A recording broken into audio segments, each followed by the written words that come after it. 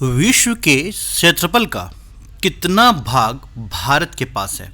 प्रतिशत में बताना है कि विश्व का जितना क्षेत्रफल है उसका कितना प्रतिशत हिस्सा जो है भारत का क्षेत्रफल है। आपको चार ऑप्शन कौन कौन से हैं? 10%, 5.2%, 2.4% और 3.8%। सही जवाब है 2.4%, that is option number C. Next question, कागज का आविष्कार सर्वप्रथम किस देश में हुआ था? किसकी बात कर रहा है? कागज सबसे पहले कहाँ खोजा गया था? ऑप्शन दिया गया भारत, फ्रांस, चीन और फिर जापान। सही जवाब है चाइना। कागज का आविष्कार सबसे पहले कहाँ पे हुआ था? चाइना में हुआ था। Hello friends, welcome back to quiz 247। आज हम लोग जो डिस्कस करेंगे वो सेट नंबर 112 है जीके का। 111 सेट्स ऑलरेडी हो चुके हैं। उसका प्लेलिस्ट का लिंक डिस्क्रिप्शन बॉक्स में दिया गया है, आप सारे वीडियोस को जाके देख सकते हैं। फिर से 25 क्वेश्चंस हम उठाएंगे जो एग्जाम में एक बार नहीं कई बार पूछे जा चुके हैं, इसलिए आगामी सारी परीक्षाओं के लिए बहुत ही महत्वपूर्ण रहता है क्योंकि एग्जाम में वो रिपीटेड क्वेश्चन है। तो बिना किसी विलंब के आते हैं क्वेश्चन नंबर 1 पर। वीडियो के अंत तक बने रहिएगा। देखते हैं क्वेश्चन नंबर 1 क्या है। बहुत ही आसान लेकिन बहुत ही इंपॉर्टेंट क्वेश्चन है और बच्चे को इसका जवाब पता भी होता है। क्वेश्चन क्या कह रहा है कि किस देश को उगते हुए सूर्य का देश कहते हैं? ठीक है, उगते हुए सूर्य का देश किसे कहते हैं? जवाब पता होगा, फिर भी ऑप्शन लेते हैं। नॉर्वे, सिंगापुर, जापान और चीन।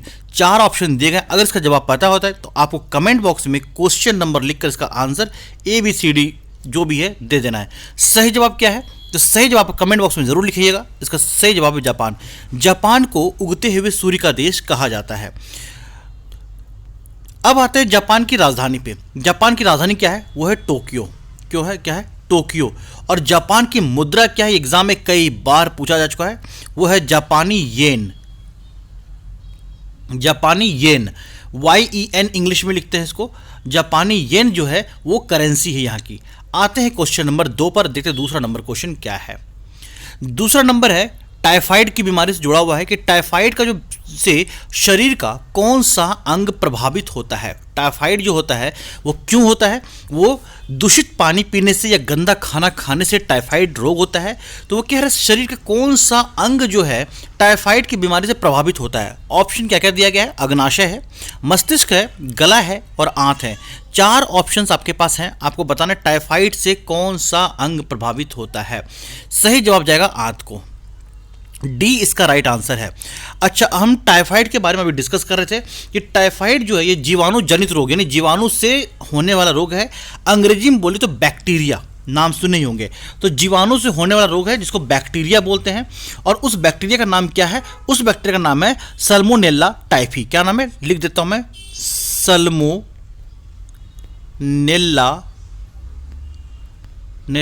टाइफी।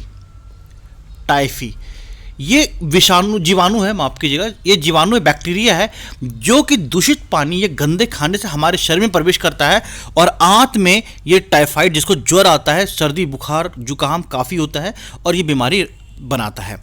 अगले क्वेश्चन पर आते हैं। बॉक्साइड किसका अयस्क है? बहुत ही सिंपल 9th 8th क्लास का क्वेश्चन है लेकिन एग्जाम में कई बार देखा जा चुका है कि बॉक्साइड जो है वो किसका अयस्क है। ऑप्शन दिया गया कॉपर, एल्युमिनियम, इस्पात और टीन। सही जवाब क्या होगा? तो सही जवाब जाएगा एल्युमिनियम को। बी इसका सही जवाब है। फ्रेंड्स, हम लोग जो वीडियो लाते हैं फिर से बता दें, सप्ताह के 4 दिन आता है। कौन कौन से दिन आता है? मंडे को आता है, वेडनेसडे को आता है, फ्राइडे को आता है और संडे को आता है। हिंदी में बोले तो सोमवार, बुधवार, शुक्रवार और रविवार। आज शुक्रवार है, अगला वीडियो कब आएगा? संडे का आएगा, फिर अगला वीडियो मंडे का आएगा। हर वीडियो में क्वेश्चन के जो नंबर्स होते हैं वो 25 होते हैं, यानी 25 गुना 4 वीडियो आते हैं सप्ताह में, तो 100 क्वेश्चन हमारे आते हैं। सारे 100 क्वेश्चन बहुत ही महत्वपूर्ण होते हैं और वीडियो का टाइम होता है रात के 9:30 बजे। कब होता है? रात के 9:30 बजे वीडियो का टाइम होता है। दोस्तों, आप टेलीग्राम ग्रुप को जरूर ज्वाइन कीजिएगा जिसका नाम है क्विज 742। क्या नाम है? QUIZ 742। इस पे इस वीडियो को PDF विथ आंसर मिल जाएगा। क्विजेज भी आते हैं जहाँ आपके क्वेश्चन को रिवाइज कराया जाता है। साथ ही किसी क्वेश्चन पे डाउट होगा तो आप हमसे सीधा क्वेश्चन पूछ सकते हैं, मैं आपका जवाब करने की पूरी कोशिश करूंगा। आता हूँ क्वेश्चन नंबर 4 पर, क्षमा कीजिएगा। पाचन के रसों में कौन सा अम्ल पाया जाता है? पाचन के रसों में कौन सा अम्ल पाया जाता है? लैक्टिक अम्ल, क्लोरस अम्ल, नाइट्रिक अम्ल, हाइड्रोक्लोरिक अम्ल। हाइड्रोक्लोरिक अम्ल जो है ये पाचन क्रिया में सपोर्ट करता है, जिसका रासायनिक सूत्र HCl। क्या है? HCl हाइड्रोक्लोरिक एसिड है, जो कि पाचन क्रिया में काफी अहम रोल निभाता है। आते हैं क्वेश्चन नंबर 5 पर, देखते हैं क्या है। चीन में मिलने वाले पहले हांगकांग किसके उपनिवेश थे? बहुत सही जवाब है। चीन में मिलने वाले पहले हांगकांग किसका उपनिवेश था? फ्रांस, ब्रिटेन, अमेरिका और कनाडा। सही जवाब है ब्रिटेन, बी इसका सही जवाब है। चीन में जो पहला हांगकांग मिला, उस जो चीन में मिलने से पहले जो हांगकांग था वो किसका उपनिवेश था? वो था ब्रिटेन का, बी इसका सही जवाब है। फ्रेंड्स, वीडियो अच्छा लग रहा है, आपको कुछ सीखने को मिल रहा है तो वीडियो को लाइक जरूर कीजिएगा। लाइक करने से आपकी कोई कॉस्ट नहीं लगती है, लेकिन हमें मनोबल मिलता है, हमें अच्छा लगता है और काफ़ी मोटिवेट होता हूँ। बहुत मज़ा आता है जब मैं आप लोग के लिए वीडियोज़ लेके आता हूँ। आप लोग का प्यार की ज़रूरत है, मेरा मेहनत ऐसे ही रहेगा और ये मेहनत जरूर रंग लाएगा। हम दोनों साथ साथ जरूर तैयारी करेंगे। आते हैं क्वेश्चन नंबर 6 पे। इतिहास में बाजार नियमन किसके द्वारा प्रारंभ किया गया था? बहुत अच्छा क्वेश्चन है, पीसीएस में आ चुका है कई बार कि इतिहास में बाजार नियमन किसके द्वारा प्रारंभ किया गया था। 4 ऑप्शन दिया गया, अलाउद्दीन खिलजी, इल्तुतमिश, शेर शाह सूरी और औरंगजेब। सही जवाब क्या होगा? तो सही जवाब है अलाउद्दीन खिलजी। खिलजी वंश से थे तो अलाउद्दीन खिलजी ने ही बाजार नियमन लाया था, तो ए इसका सही जवाब हो गया। आते हैं क्वेश्चन नंबर 7 पर। फ्रेंड्स, वीडियो अच्छा लग रहा है तो लाइक जरूर कीजिएगा, अपना प्यार दीजिएगा, दोस्तों शेयर जरूर कीजिएगा। फिर से बताते हैं, वीडियो जो आता है मंडे को आता है, सोमवार, वेडनेसडे आता है यानी बुधवार, फ्राइडे यानी शुक्रवार और संडे यानी रविवार। वीडियो का टाइम होता है रात के 9:30 बजे। हर वीडियो में 25 क्वेश्चन होते हैं, सप्ताह के आपके 100 तगड़े क्वेश्चन तैयार होते हैं। अगले क्वेश्चन पर, पानीपत के प्रथम युद्ध में बाबर ने किसको हराया था? बहुत आसान क्वेश्चन है कि जब बाबर ने पानीपत कहाँ पे है? तो ये हरियाणा में है, ठीक है, हरियाणा स्टेट में है। तो जब बाबर आया था युद्ध करने के लिए, उस समय दिल्ली सल्तनत का शासन चल रहा था, तो उन्होंने पानीपत जगह पे एक युद्ध छिड़ा था। और वो युद्ध कब हुआ था? तो ये युद्ध हुआ था 21 अप्रैल 1526 को। कब हुआ था? 1526 को। और युद्ध किसके किसके बीच हुआ था? बाबर तो फिक्स था जो मुगल वंश का नींव डाला, लेकिन इसके पहले इसके साथ कौन कौन था? शेरशाह सूरी, सिकंदर लोदी, इब्राहिम लोदी या फिर मोहम्मद शेरवानी। आप जवाब कमेंट बॉक्स में भी दे सकते हैं दोस्तों कि इसका सही जवाब क्या होगा। सही जवाब था इब्राहिम लोदी। इब्राहिम लोदी और बाबर के बीच ये लड़ाई हुआ था। कब हुआ था? तो 21 अप्रैल 1526 पानीपत जो हरियाणा में, वहीं पे। और इब्राहिम लोदी को इस युद्ध में पराजय खानी पड़ी थी और उसके बाद दिल्ली सल्तनत का अंत होता है और उसके बाद दिल्ली मुगल शासन वंश का यहाँ पे नींव पड़ गई थी। ये थी इसकी कहानी। आते हैं क्वेश्चन नंबर 8 पर। वाष्प भट्टी में किसके आयरन ऑक्साइड उपचित होता है? क्वेश्चन एक बार फिर समझिएगा। वाष्प भट्टी में किससे आयरन ऑक्साइड जो है वो अपचित होता है? कार्बन, बोरॉन, सिलिकॉन या बेरिलियम। सही जवाब क्या होगा? सही जवाब है ए, दैट इज कार्बन। नोबेल पुरस्कार कितने क्षेत्रों में दिया जाता है? बहुत आसान क्वेश्चन लेकिन बहुत इंपॉर्टेंट क्वेश्चन है। इसके साथ कुछ और तथ्य को जानेंगे, देखते हैं वो तथ्य क्या क्या है, वो फैक्ट्स क्या क्या है। नोबेल पुरस्कार कितने क्षेत्रों में दिया जाता है? 8, 5, 6 और 7। सही जवाब क्या है? तो सबसे पहले थोड़ा थ्योरी जानते हैं, इसके बारे में थोड़ा डिटेल जानते हैं, उसके बाद हम लोग इसका जवाब करेंगे। देखिए, नोबेल पुरस्कार जो होता है किसी भी सराहनीय काम के लिए, कोई भी अगर आप ऐसा काम करते हैं जो सबसे हट के वो काम होता है, तो वो दिया जाता है अल्फ्रेड नोबेल की याद में। ठीक है, अल्फ्रेड नोबेल के याद में दिया जाता है। और कब से दिया जा रहा है? वो 1901 से दिया जा रहा है। सारे पॉइंट्स को लिख लीजिएगा, सारे पॉइंट एग्जाम में पूछे जा चुके हैं। क्लियर है?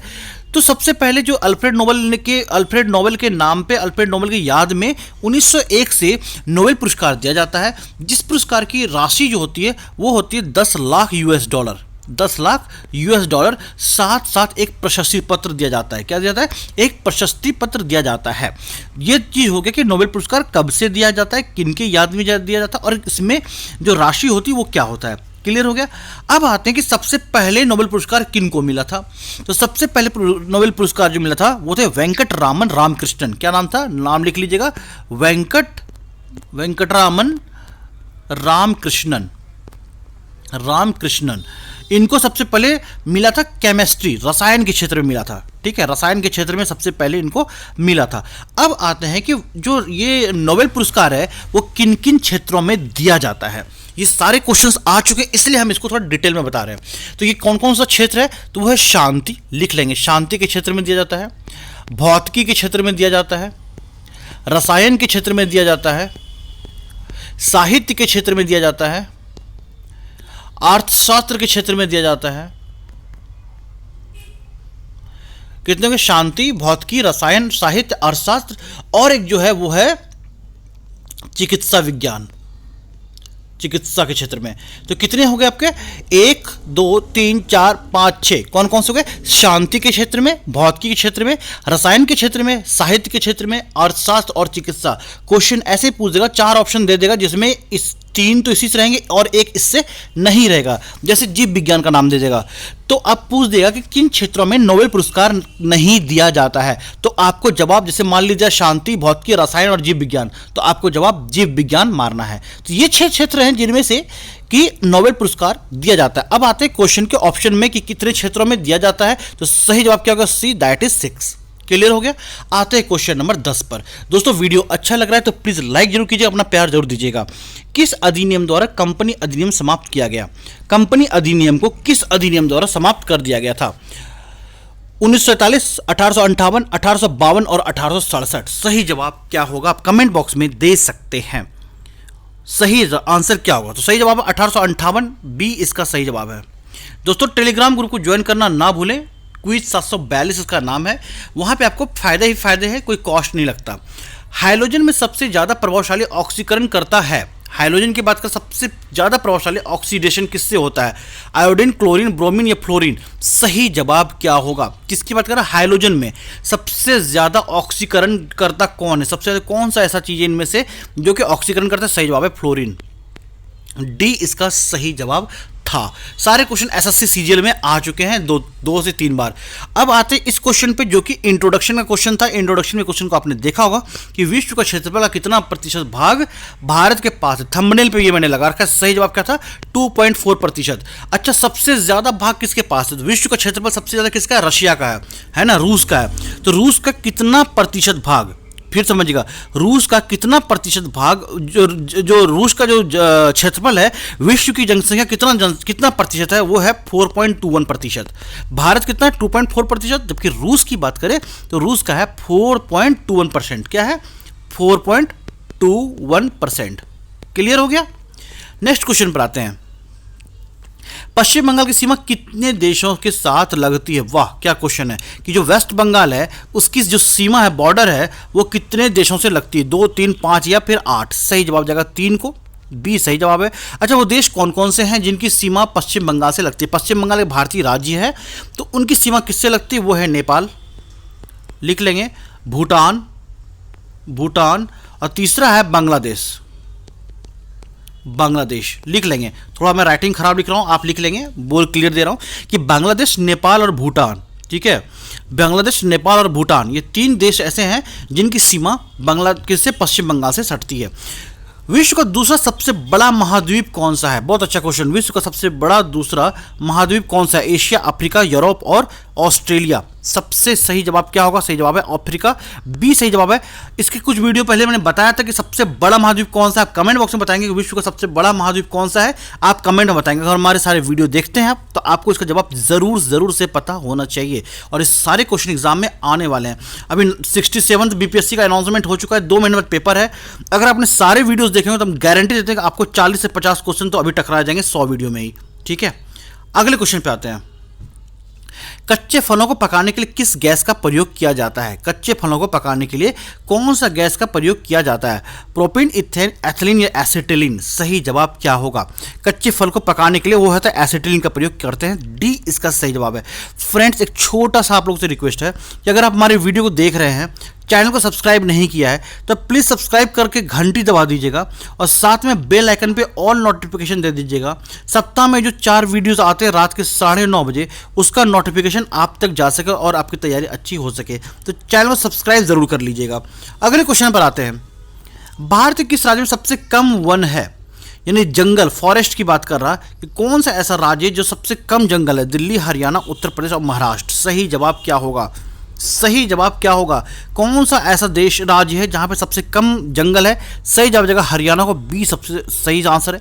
अच्छा, किस देश में, किस राज्य में सबसे ज्यादा जंगल है? भारत के किस राज्य में सबसे ज्यादा जंगल है? सही जवाब जाएगा कौन सा? मध्य प्रदेश। MP। सबसे ज्यादा जंगल वाला राज्य कौन सा है? मध्य प्रदेश। क्वेश्चन नंबर 17 की बात करते हैं। बौद्ध धर्म के प्रचार प्रसार के लिए कौन सी भाषा प्रयोग की गई थी? बौद्ध धर्म के प्रचार प्रसार के लिए कौन सी भाषा प्रयोग की गई थी? पाली, संस्कृत, हिंदी और प्राकृत। इससे पहले वीडियो हमने बताया था कि सबसे पहला उपदेश बुद्ध ने कहाँ दिया था? तो सारनाथ में दिया था, जहाँ पे 5 शिष्यों को उन्होंने अपना उपदेश दिया और उनको अपना शिष्य बना लिया था, है ना, जो उनके साथी थे उनको। तो वो किस भाषा में दिए थे मैंने ये भी बताया था, वो पाली सही जवाब था। ये भी बताया था किस भाषा में दिया, ए इसका सही जवाब है। अगले क्वेश्चन पे आते हैं। दिव्य जीवन संघ का संस्थापक कौन थे? दिव्य जीवन संघ, इसके संस्थापक कौन थे? रामकृष्ण परमहंस, विष्णु देवानंद, स्वामी शिवानंद और स्वामी विवेकानंद। सही जवाब क्या होगा कि रामकृष्ण परमहंस या फिर विष्णु देवानंद, स्वामी शिवानंद या फिर विवेकानंद। 4 में से को बताना है कि दिव्य जीवन संघ के संस्थापक कौन थे। सही जवाब किसको जाएगा फटाफट? तो सही जवाब जाएगा सी को, शिवानंद को, जो उन्होंने इस संघ की स्थापना कब की थी? 1932 ईस्वी में की थी, 1932 में की थी। नेक्स्ट क्वेश्चन पर आते हैं, देखते क्या है। भारत के राष्ट्रीय ध्वज की लंबाई और चौड़ाई का अनुपात क्या है? बहुत अच्छा क्वेश्चन है, बहुत ही इंपॉर्टेंट VVI क्वेश्चन है कि भारत का जो राष्ट्रीय ध्वज है, नेशनल फ्लैग है, उसका जो लंबाई चौड़ाई का अनुपात है वो क्या है? 3:2, 4:3, 2:1 और 5:4। सही जवाब क्या होगा? सही जवाब जाएगा 3:2, ए इसका सही जवाब है, 3:2। नेक्स्ट क्वेश्चन पर आते हैं, क्वेश्चन नंबर 20 की बात करें। WWE में भागीदार द ग्रेट खली, खली का नाम हर कोई जानता है आज के डेट में, का असली नाम क्या है? ये क्वेश्चन 2 बार पूछा जा चुका है। द ग्रेट खली का असली नाम क्या है? रामानुज सिंह राणा, शमशेर सिंह राणा, दलीप सिंह राणा और दामोदर सिंह राणा। सही जवाब क्या होगा? द ग्रेट खली जो है उनका असली नाम है दलीप सिंह राणा, सी इसका सही जवाब था। क्वेश्चन नंबर 21 पर आते हैं। अश्वमेध कर्ता उपाधि किसने धारण की थी? अश्वमेध कर्ता, समुद्रगुप्त, चंद्रगुप्त, अशोक या चंद्रगुप्त द्वितीय। सही जवाब क्या होगा? अश्वमेध कर्ता की उपाधि किसने दी थी? समुद्रगुप्त को अश्वमेध कर्ता बोलते थे, साथ ही साथ इनको कविराज भी बोलते थे। क्या बोलते थे? कविराज भी इनको बोला जाता था। दोनों ऑप्शन आप लिख लीजिएगा। कमेंट बॉक्स में बताइएगा, आपके लिए टास्क है कि भारत का नेपोलियन किसको बोला गया है। जवाब कमेंट पर जरूर डालिएगा, बहुत इंपॉर्टेंट क्वेश्चन है। बताया भी हूं कि भारत का नेपोलियन किनको बोला गया, शायद आंसर इसी में छुपा हो। हरिसेन किनके राज्य में कवि थे? कौन? हरिसेन किनके कवि में थे? चंद्रगुप्त, समुद्रगुप्त, विक्रमादित्य या कनिष्क। सही जवाब क्या होगा? हरिसेन किनके राज्य कवि थे? 22 नंबर क्वेश्चन। सही जवाब क्या होगा? सही जवाब जाएगा समुद्रगुप्त, बी सही जवाब है। अगले क्वेश्चन पर आते हैं। भारत के किन राज्य में वृहद तटीय रेखा है? किस राज्य में? इसके पहले कौन सा प्रायद्वीपीय राज्य हमने पढ़ा था? प्रायद्वीपीय राज्य पढ़े थे, जिसका आंसर क्या था? आंध्र प्रदेश था, ठीक है। लेकिन आज पूछ रहे हैं कि भारत किस राज्य में वृहद तटीय रेखा, किस राज्य में? कर्नाटक, गोवा, तमिलनाडु, गुजरात। सही जवाब किसको जाएगा? सही जवाब जाएगा Gujarat, that is option number D. और अगर प्रायद्वीपीय राज्य पूछेगा तो आप आंसर करेंगे आंध्र प्रदेश, ठीक है। अगले क्वेश्चन पे आते हैं। कागज का आविष्कार सर्वप्रथम किस देश में हुआ? अभी हम लोगों ने पढ़ा था चीन में हुआ है, सी सही जवाब था इसका। अगले क्वेश्चन पे आते हैं।